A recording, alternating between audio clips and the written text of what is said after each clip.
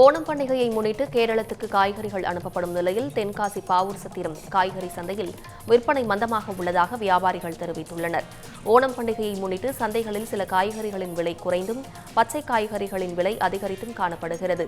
தென்மேற்கு பருவமழை பொய்த்ததால் மிளகாய், சின்ன வெங்காயம், வெண்டைக்காய் போன்ற தோட்டப்பயிர்கள் பாதிப்படைந்துள்ள நிலையில் ஓணம் பண்டிகை லாபத்தை தரக்கூடியதாக இல்லை என்று வியாபாரிகள் கூறியுள்ளனர். இப்போ ஓண சமயம் கொஞ்சம் வியாபாரங்கள் இப்போ பொதுவாகவே இந்த வருஷம் கம்மியாக தான் இருக்குது. பொதுவாகவே நம்ம ஏரியா இந்த வருஷம் செழிப்பு கொஞ்சம் கம்மி, அது ஒரு காரணம். வேறு வியாபாரிகள் பொதுவாகவே கேரளா வியாபாரிகள் கொஞ்சம் வாரங்களும் கொஞ்சம் கம்மியாக தான் வராங்க. வியாபாரங்க பொதுவாக கம்மியாக இருக்குன்னு முன்னாடிலாம் எல்லாம் ஒரு 15 நாளைக்கு முன்னாலே கேரளாவிலேருந்து புதுசாக வியாபாரம் பார்க்க தொடங்குறதுக்காக சின்ன சின்ன வண்டி எடுத்து கொண்டாந்து சரக்கெல்லாம் ஏற்றிட்டு போவாங்க. இப்போ கிட்டத்தட்ட 2-3 வருஷமாக வியாபாரங்கள் குறைஞ்சிக்கிட்டே வருது. அந்த ரெகுலராக வர மொத்த வியாபாரிகள் மட்டும்தான் வராங்க. அந்த சில்லறை வியாபாரம் பார்க்காங்க புதுசாக வரவங்க ரொம்ப வரல. பொதுவாகவே ஓணம் சமயத்தில் ஒரு 10 நாளைக்கு முன்னே வியாபாரம் நல்லா இருக்கும்.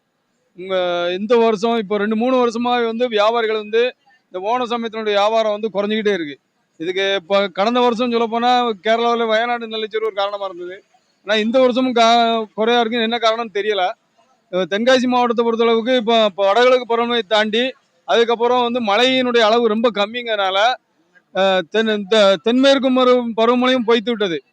அதனால தொடர்ச்சியா விவசாயம் பெரிய அளவில் தோட்டப்பயிர்கள் விவசாயம் ரொம்ப பாதிச்சது. இப்போ அதாவது பல்லாரி, சின்ன வெங்காயம், மிளகா, வெண்டைக்காய், இந்த மாதிரி தோட்டப்பயிர்கள் எல்லாமே விவசாயம் பாதிச்சனால விவசாயிகளுடைய கொண்டு வரக்கூடிய சரக்குனுடைய அளவும் குறைஞ்சிருக்கு.